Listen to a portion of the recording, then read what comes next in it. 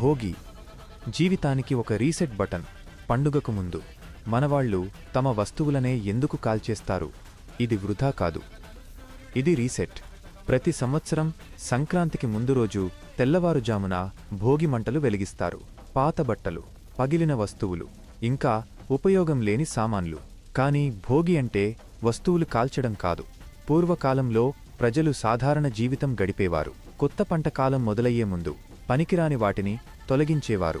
అప్పుడు ప్లాస్టిక్ లేదు, డస్ట్బిన్లు లేవు, వేస్ట్ ట్రక్కులు లేవు. అందుకే అగ్ని వేగమైన, సురక్షితమైన శుభ్రపరిచే మార్గం. కాని ఇందులో ఇంకో లోతైన అర్థముంది. సంక్రాంతి అంటే సూర్యుడు కొత్త దశలోకి ప్రవేశించడం. రోజులు పొడవవుతాయి, సూర్యశక్తి పెరుగుతుంది, ప్రకృతి పెరుగుదలకు సిద్ధమవుతుంది. మన పెద్దలు ఒక సింపుల్ నియమాన్ని నమ్మారు: ప్రకృతి ముందుకు సాగితే మనిషి వెనుక ఉండకూడదు. అందుకే కొత్తదాన్ని ఆహ్వానించే ముందు పాతదాన్ని వదిలిపెట్టారు. ఈ అగ్ని మనస్సుకు ఒక పాఠం నేర్పింది. పాత వస్తువులను వదలడం ద్వారా కోపం, భయం, చెడు అలవాట్లు, అహంకారం వదలడం అలవాటు చేసుకుంది. అందుకే భోగి తెల్లవారుజామునే జరుగుతుంది. మనసు ప్రశాంతంగా ఉన్నప్పుడు, సందేశం లోతుగా వెళ్లేందుకు. కాబట్టి కాదు. భోగి అంధవిశ్వాసం కాదు.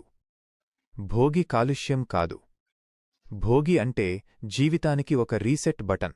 నిన్నటి భారంతో నేటిని మొదలుపెట్టరు. పాతదాన్ని విడిచిపెట్టి కొత్తదాన్ని ఆహ్వానించు.